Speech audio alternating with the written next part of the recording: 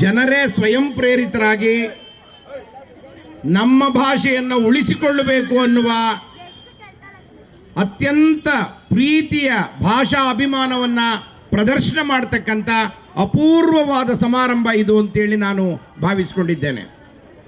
ಅಷ್ಟು ಮಾತ್ರ ಅಲ್ಲ, ಯಾವುದೇ ಭಾಷೆಯನ್ನು, ಯಾವುದೇ ರಾಜ್ಯದ ಭಾಷೆಯನ್ನು ಆ ರಾಜ್ಯದಲ್ಲಿರುವವರೆಲ್ಲರೂ ಕಲಿಯಬೇಕಾದ್ದು ನಮ್ಮ ಸಂವಿಧಾನದ ಮೊದಲ ಕರ್ತವ್ಯಗಳಲ್ಲಿ ಒಂದು.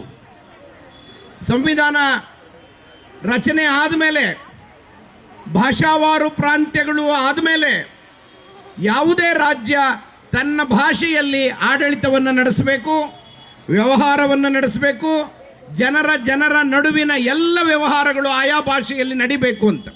ಆದ್ದರಿಂದ ಕರ್ನಾಟಕದಲ್ಲಿ ಕನ್ನಡವನ್ನೇ ನಮ್ಮ ರಾಜ್ಯದ ಭಾಷೆಯನ್ನಾಗಿ ಮಾಡಿದ್ದೇವೆ, ಅನ್ನದ ಭಾಷೆಯನ್ನಾಗಿ ಮಾಡಿದ್ದೇವೆ.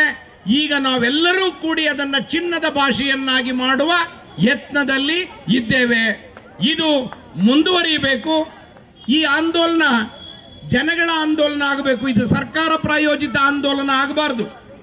ಅದ್ಭುತವಾದ ನುಡಿಗಳನ್ನ ಹೇಳಿದ್ದಾರೆ. ಪ್ರತಿ ಬಡಾವಣೆಯಲ್ಲೂ ಬೆಂಗಳೂರಿನಲ್ಲೇ ಹೆಚ್ಚು ಅನ್ಯ ಭಾಷಿಗರು ಇರೋದ್ರಿಂದ ಅವರಿಗೆ ಕನ್ನಡ ಕಲಿಸೋ ಪ್ರಯತ್ನವನ್ನ ಮಾಡೋಣ.